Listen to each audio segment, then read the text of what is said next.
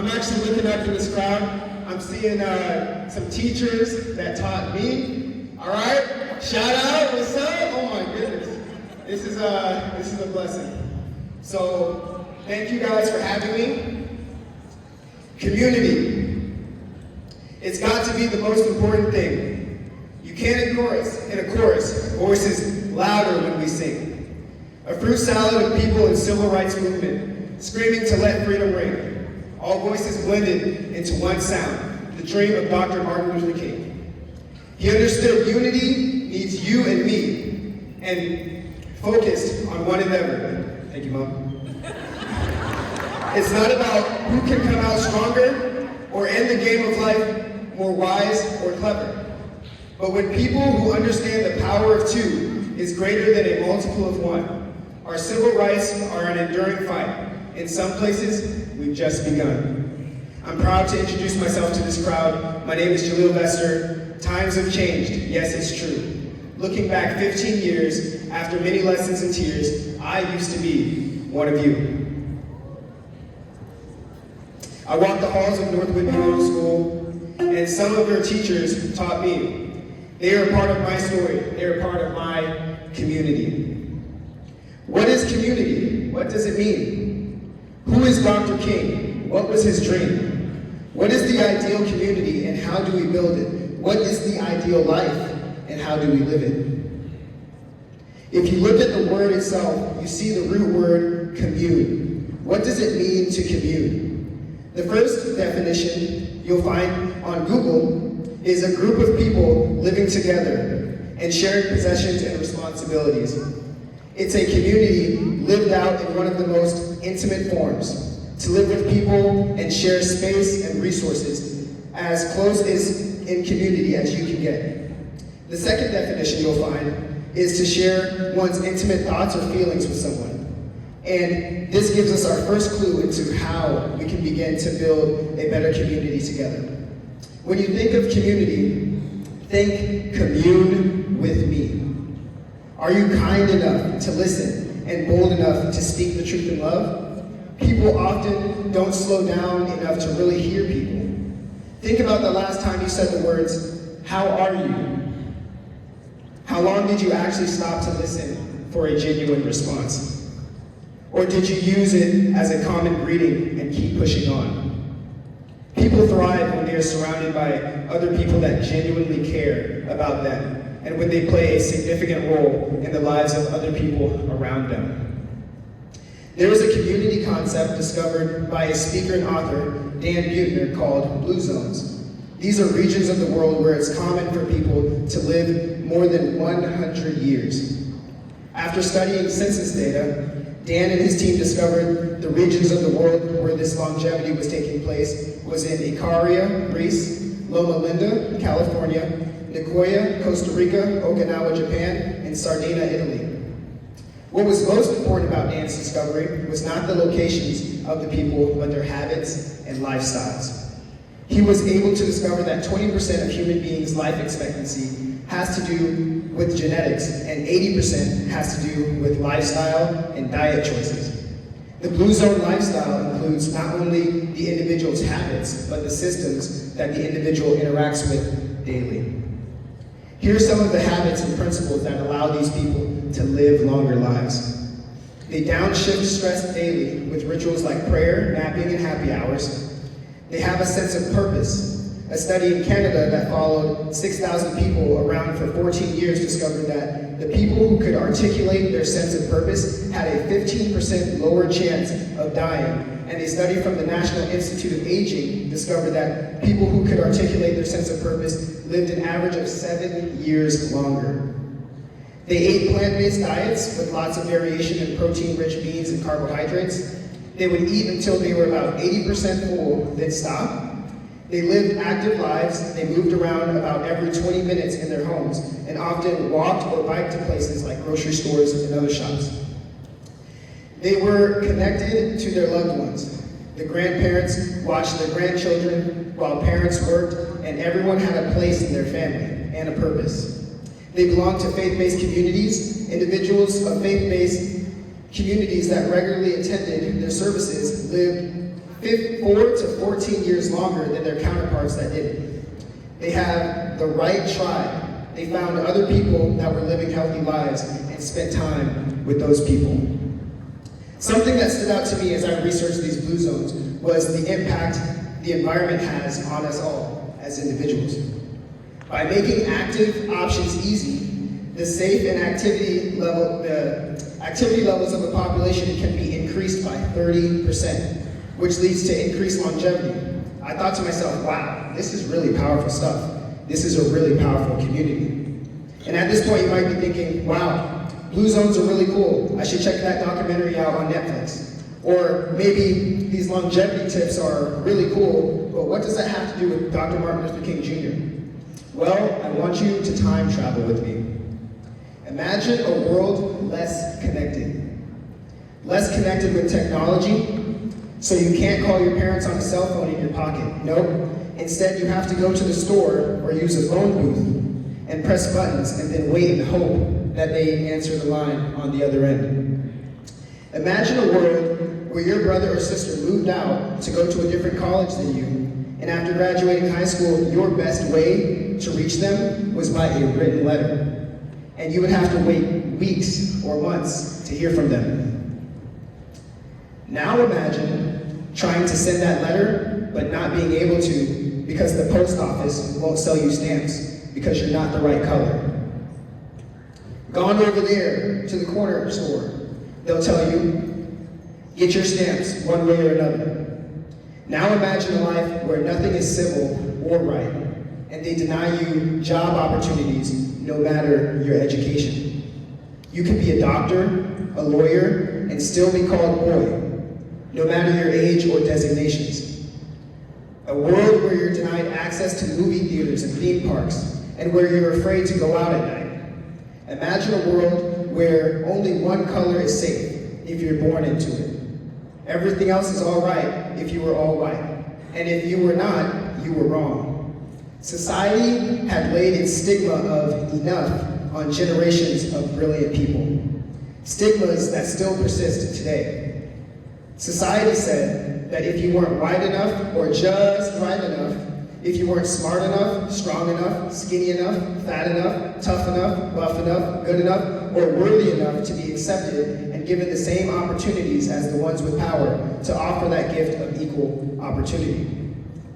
The residual messages of this ancient world are still being echoed today. These old messages, while they exist, they are fragile, only being kept alive by the respirator of belief by two types of people in this world. People that try to change other people with this way of thinking, and people that try to change themselves because they've been convinced by this way of thinking. So what happens when you, the agent of change, decide to exit the matrix and discontinue believing in society's limitations for your life? That, my friend, is when you begin to defy gravity and inspire others around you to do the same. All it takes is a sliver of belief and surrounding yourself with the right people, and you can break free of these lies of limitation. In a moment, I'm going to liberate you, and I want you to prepare to fly. So I'm going to give you a ritual that will change the rest of your life. You guys ready? Yeah. I don't believe you. Are you ready? Yeah. Okay, now this is going to make me the coolest speaker to ever be here because I'm going to let you use your phones for a second. So get your phone out. Some of y'all already probably have your phone.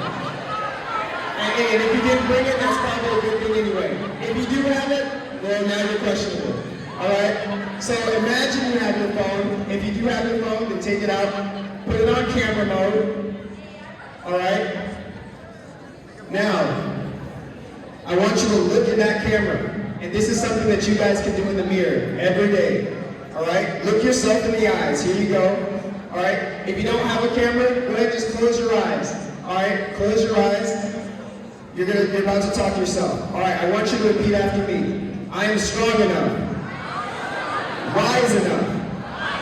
Wonderful enough. Smart enough. Tough enough, good looking enough, friendly enough, kind enough, big enough. I don't need to be anybody else. I need to become the best version of myself. I am enough. Now give your hands a big round of applause. And if you still have those phones, you can go put those phones away. Go ahead and put those phones away.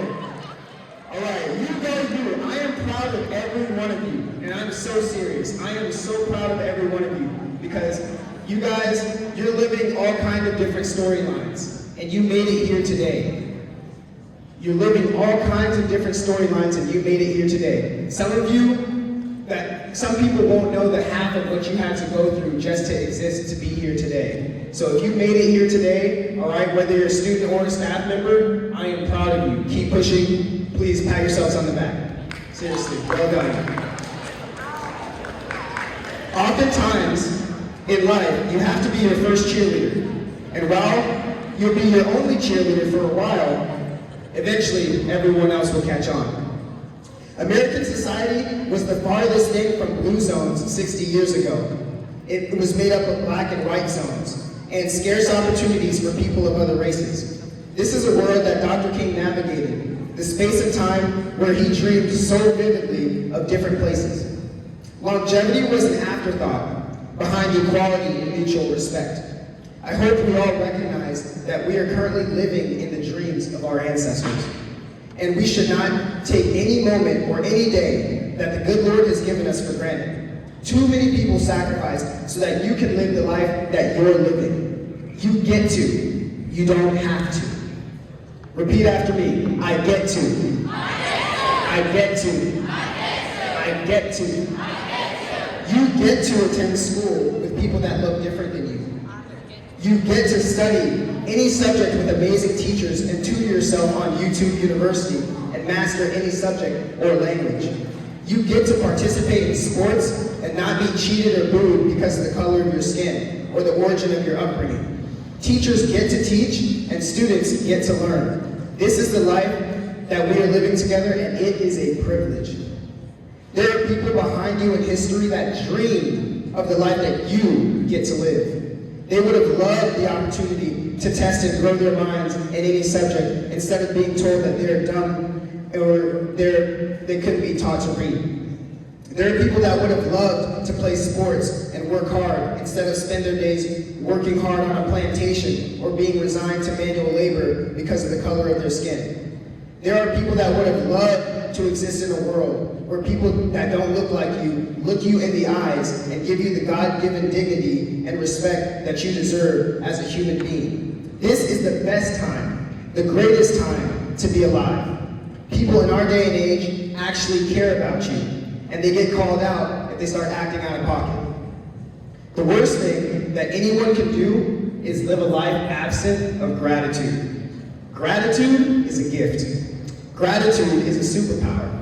With gratitude, you can see what's good about the worst situations. You can be present, finding ways to appreciate the little things in life. Gratitude is an umbrella in the rain. It's ibuprofen to pain. It keeps the sane from going insane. It's the medicine to the brain. Gratitude is one of the most excellent virtues because having an attitude of gratitude elevates your aptitude. The opposite of gratitude is entitlement. Entitlement is a parasitic, pessimistic poison. It's a red ketchup stain on your whitest wedding dress. It creates its crease marks in your brand new custom Air Force Ones. It's smellier than dog poo under your shoe. Entitlement makes you ugly. Entitled people don't have any friends, only people that tolerate them at different levels. Entitlement says, I deserve everything and I should do nothing. Gratitude says, I deserve nothing and I have everything. When someone does something kind for you, don't let another minute pass before you tell them thank you and give them your gift of gratitude. Repeat after me. Give gratitude with gusto. Give gratitude with gusto. Give gratitude with gusto. Give gratitude with gusto. I want you to write down 5 things that you're grateful for every morning and night. And I want you to text at least 3 different people every day about how grateful you are for them. Just try it. See what happens to your mind. See how your world goes from black and white to color, like the world did in the show WandaVision. Who here saw WandaVision? Yeah, pretty dope. Let's go. Hey, I'm a Marvel fan too. Shout out to you. See how your relationships improve when the people around you know just how much you appreciate them. Give gratitude with gusto because we are living a dream. We are living in the dreams of our ancestors. We are living in the dream that Dr. Martin Luther King Jr. had. Many people know or have heard of Dr. King's famous I Have a Dream speech. Here are a few lines from that famous speech. Let us not wallow in the valley of despair, I say to you today, my friends. So even though we face the difficulties of today and tomorrow, I still have a dream. It is a dream deeply rooted in the American dream. I have a dream that one day this nation will rise up and live out the true meaning of its creed. We hold these truths to be self-evident, that all men are created equal. I have a dream that one day on the red hills of Georgia, the sons of former slaves and the sons of former slave owners will be able to sit down together at the table of brotherhood. I have a dream that one day in the state of Mississippi, a state sweltering in the heat of injustice, sweltering with the heat of oppression, will be transformed into an oasis of freedom and justice. I have a dream that my 4 little children will one day live in a nation where they will not be judged by the color of their skin, but by the content of their character. I have a dream today. I have a dream that one day in Alabama, with its vicious racists and its governor having his lips dripping with the words of interposition and nullification, one day, right down in Alabama, little black boys and little black girls will be able to join hands with little white boys and white girls as sisters and brothers. I have a dream today. Give it up for the dream of Dr. Martin Luther King Jr.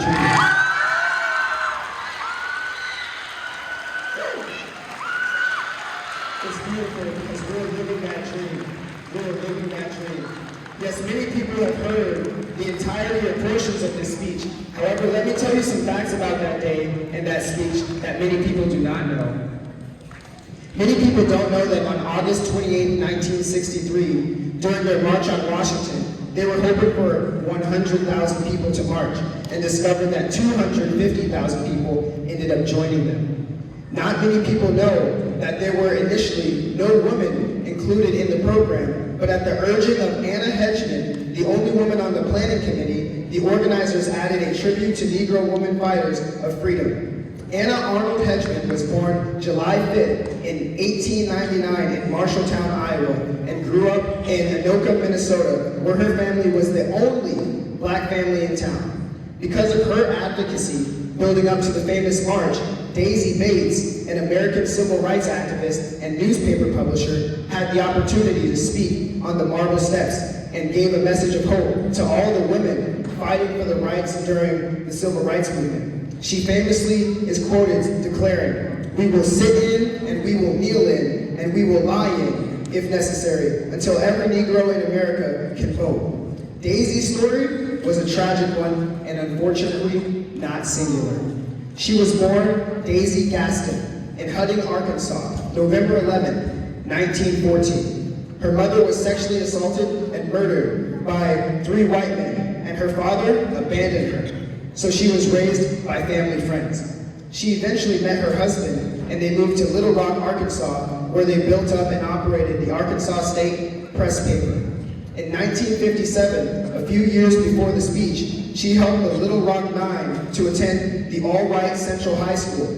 The day the Nine arrived at her home, they were met by a community of angry white people that didn't want to see the school integrated. The Nine would eventually enter the school, even though the entire community was in an uproar and there was the intimidating presence of the National Guard. They continued on in their attendance because of Daisy Bates, and eventually succeeded in their integration effort, which we are all enjoying today. Imagine if Daisy gave up. She had every reason to. Can you imagine the shame of knowing what happened to her mother? Can you imagine how vulnerable she must have felt? Being in a single-parent household would have been hard enough, but add the abandonment of your last remaining parent and being a young black girl in the early 1900s. If you just looked at the bare facts on paper, Daisy was not set up for success, and you would not think that she would amount to much. And yet, she found herself in the history books. There's a house that she lived in Little Rock, Arkansas that has been memorialized. We get to go to school together as a diverse people because of her. Daisy Base is an example of what can happen when you do not quit. You may not have an easy start, but don't quit. You may have a broken heart, but don't quit. Your stomach may feel weak and your knees fatigued, but don't quit. When all hope feels lost, don't quit. When you're mad at your boss, don't quit. When you've lost all your friends, don't quit. When you feel that you're at your end, don't quit. When you've lost all hope, don't quit. When you're considering dope or a rope, don't quit. It's okay to fail, to try, and try again. Because if you keep going, eventually you will win. Yes, eventually. Haven't you heard? Eventually, yes, that's the magic word. Eventually believes, eventually hopes, eventually keeps going, even when it's on its last ropes. Eventually you'll succeed, then you'll look back and see it. Eventually always wins when you eventually believe it. Always hope, always try. If you got to cry, go ahead and cry. Never surrender, never say die. Someone behind you needs to see you fly. So when you've hit rock bottom's basement door and it all feels hopeless, light a candle, get up, look up, and don't quit. Thank you. We are living in the dream. So many people are doing so much that we can enjoy the liberties that we experience today. You don't have to wait to live a dream life. You're living it right now. What are you going to do with it? This is the question. Another fact that most people don't know about Dr. King's famous speech is that he was preceded by 9 other speakers. A. Philip Randolph, a labor leader and civil rights activist, spoke before Dr. King on that day. Philip started the nation's first major black labor union. Another speaker, the young John Lewis, a future Georgia State congressman, was a speaker on that day as well. John Lewis co-founded the Student Nonviolent Coordinating Committee. He was arrested 40 times between 1960 and 1966. On March 7, 1965, after the speech, during the first march attempt from Selma to Montgomery for voting rights, he was beaten by state troopers and deputized white men so badly that they fractured his skull. Freedom was still ringing in his skull as he persisted in nonviolent protest for the rights that he believed in. The most prominent white speaker on that day was Walter Reuther. He was the head of a powerful United Automobile Workers Labor Union. He was on the advisory boards for the National Association for the Advancement of Colored People, the NAACP, and the Congress of Racial Equality. Walter was a strong ally of Dr. King. He showed up to marches and advocated for improved health care, affordable housing, environmental protections, and anti-poverty programs. Another prominent speaker that most don't know about was Joachim Prinz, the president of the American Jewish Congress. He spoke directly before Dr. King that day. He stated, "A great people who had created a great civilization had become a nation of silent onlookers." He said this about his experience as a rabbi in Berlin during the horrors perpetrated by Adolf Hitler's Nazi regime. His message remains true. America must not become a nation of onlookers. America must not remain silent. We can learn from a few of these preliminary speakers. You never know how what you're doing now will help you in the future.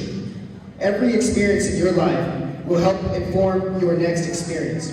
If you're a jerk in middle school, then the teachers will hear about it in high school. If you're a jerk in high school, then your future college professors or employers will hear about that too. Every day, you are writing your resume. Every day, you are collecting references and cheerleaders. They will either cheer for you or they will cheer against you, so behave accordingly. If someone would have told me, "Hey Jahleel, see your 8th grade English teacher, Miss Brockett? You're going to work with her one day, and she's going to invite you to speak at your old middle school," I would have thought you were crazy. Yes, I played basketball on this court. I tried to shoot a shot and got rejected right there in that spot. I wrestled some of my first wrestling matches in that lunchroom over there at this gym floor right here, okay?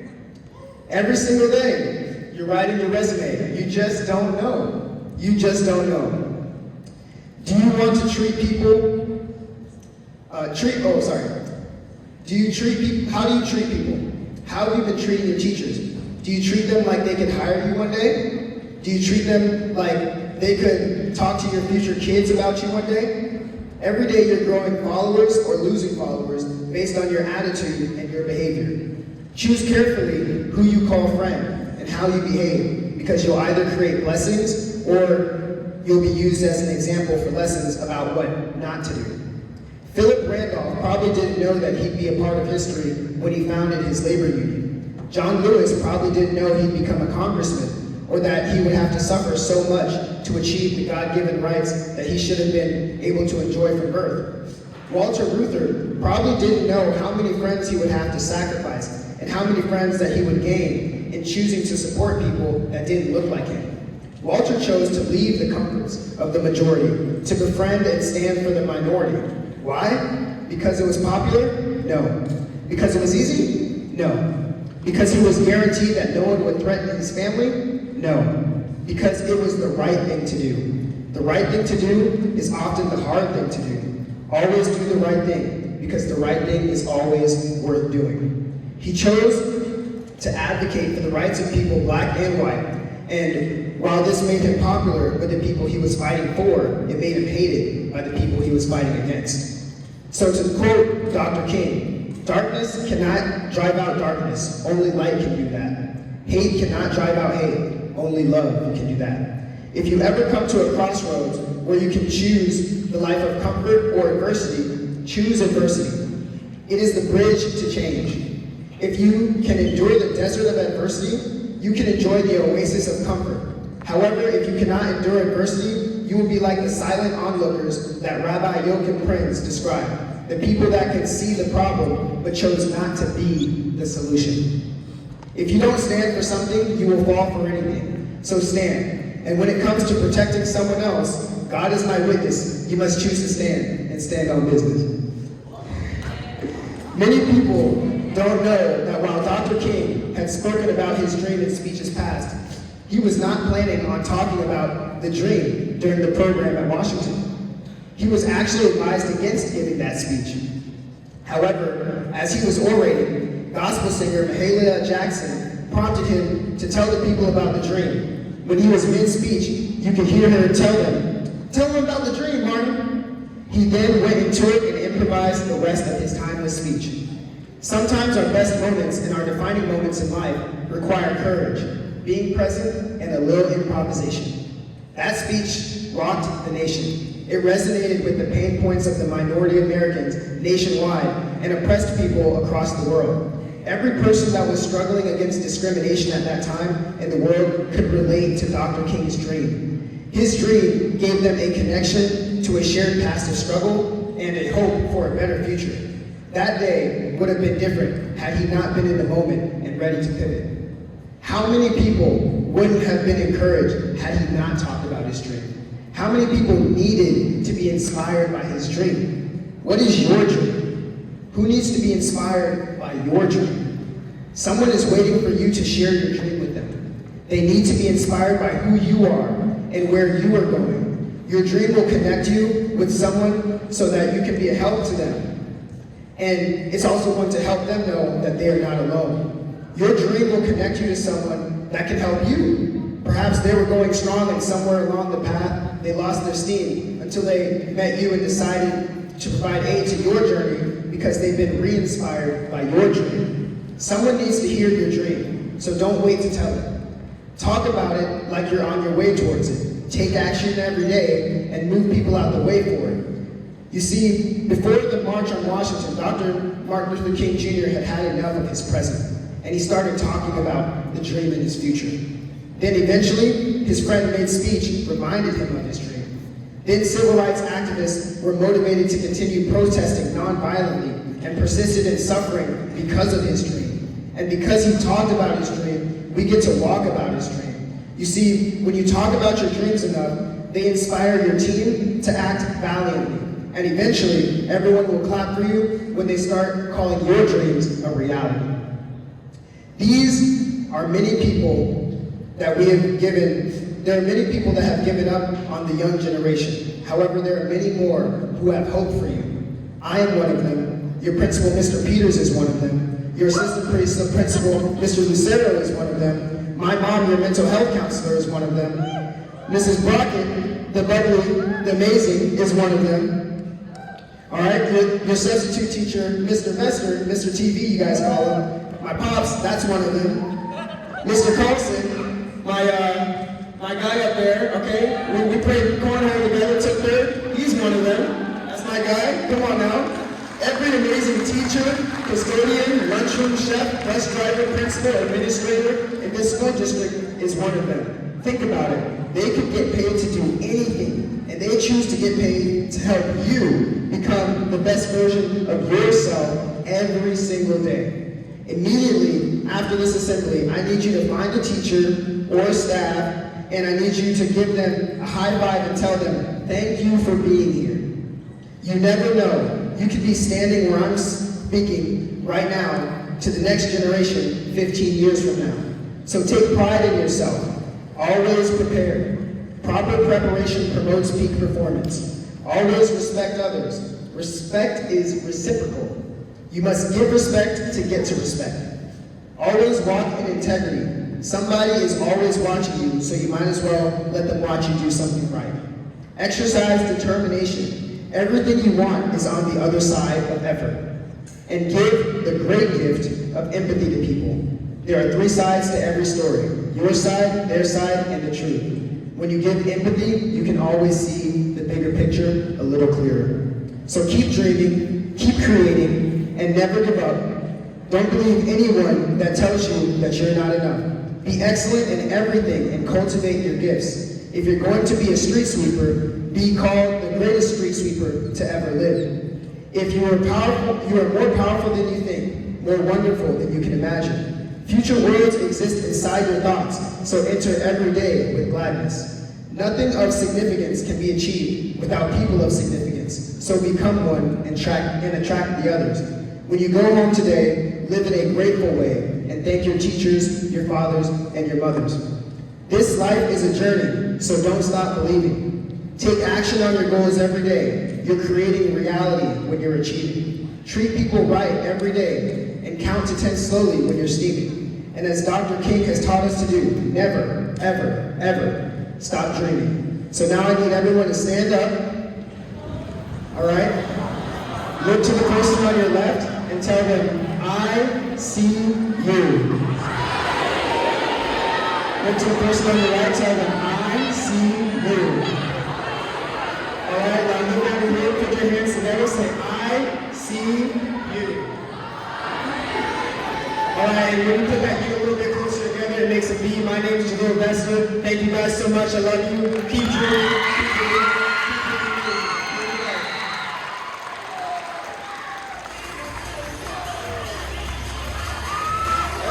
We're going to hand over here.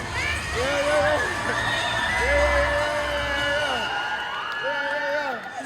Hey, good to see you. All right, hey, let me get you. Come on. Yeah. All right, we're good. Thank you, guys.